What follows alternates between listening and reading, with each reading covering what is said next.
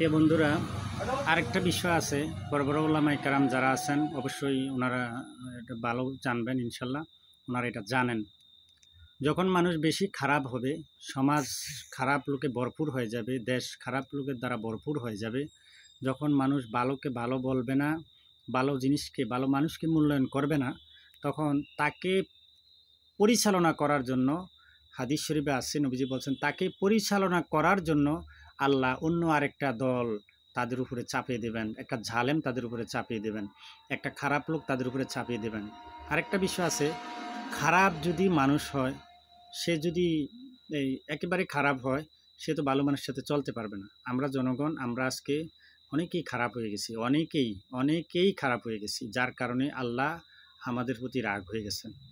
আমাদের প্রতি রাগ হওয়ার কারণে অন্য আরেকটা মাধ্যম দিয়া আমাদেরকে আল্লাহ পরিচালনা করতেছেন। আজকে আমরা ঠিক নাই। হাদিস শরীফে আছে যে যখন মানুষ যেই কর্ম করবে তার ফল সে নিজেই ভোগ করবে। কোরআন শরীফও আছে, জাজাম বিমা কানু ইয়াকসিবুন, জাজাম বিমা কানু ইয়ামালুন, নিজেই ভোগ করবে সেটার প্রতিফলন। এটা আজকে আমরা পাইতেছি। সাথে সাথে আল্লাহ পাক বলছে, ইয়া আইয়ুহাল্লাযীনা আমানু কু আনফুসাকুম ওয়া আহলিকুম নার, তোমরা দুজক থেকে বাঁচো, তোমার পরিবারকে বাঁচাও। আজকে আমরা হয়তো অনেকে নামাজ পড়ি, সঠিক রাস্তায় আসি, আমাদের ছেলে সন্তান আহলি পরিবার তারা কি সঠিক রাস্তায় আছে? তারা কি নামাজ পড়ে? তারা কি ঠিকমতো নামাজ পড়তে পারতেছে? হ্যাঁ, তারা কি সঠিক রাস্তায় আছে? আমরা এটা দেখার প্রয়োজন। আমি একা নামাজ পড়লে হবে না। আজকে আমরা নবী, অলি, গাউস, কুতুব এদের বিদ্যাচরণ করি। তারা যেটা নিষেধ করছে সেটা আমরা করতেছি, যেটা আদেশ করতেছে আজকে আমরা এটা করতে পারতেছি না। এটা আমাদের জন্য দুর্ভাগ্য, আমাদের কপাল মন্দ।